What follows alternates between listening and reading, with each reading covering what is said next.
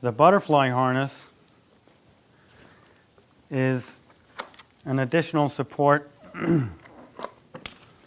that is good for children who tend to slump forward. And this mounts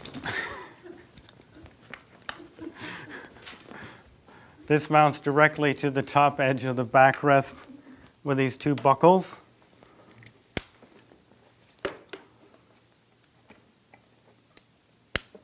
And the bottom end has the same stamping configuration that you saw on the seat belts. Again, I take out my pen or my key, some other pointy object, and I can insert the bottom mounting points of the butterfly harness. Now, when designing the butterfly harness, we were concerned with getting adequate support to be able to support the upper trunk to keep it back on the seat back. And yet, there's always a concern when doing a support that is in the neck area that you never enter a hazard for strangulation. So we have sewn a label on the bottom edge that states very clearly that this is not the way to hold the child into the chairs with a seatbelt, with the butterfly harness. Must be used in conjunction with a seatbelt. You'll also notice we have a very deep neck troughing that'll also help alleviate that problem.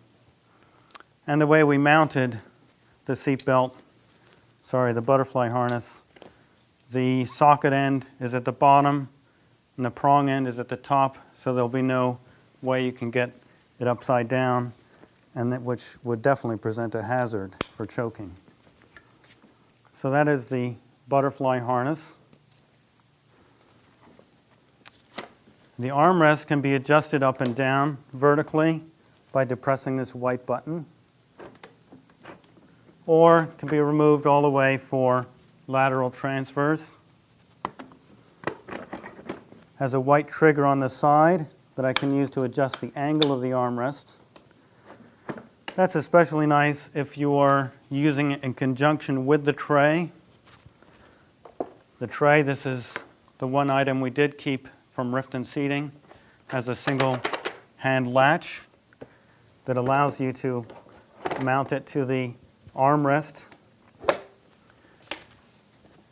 Now with the tray mounted to the armrest, I can adjust both armrest angles together, and now we effectively have an easel type surface that we can manipulate the angle of to enable the child to work on a drawing or whatever activity you want to position that way.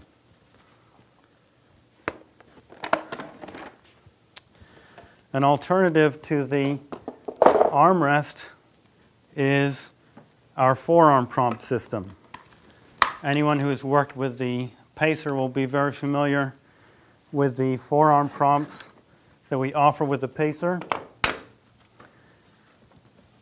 These are in fact actually the same oval extrusion, same mounting hardware that we use on the pacer.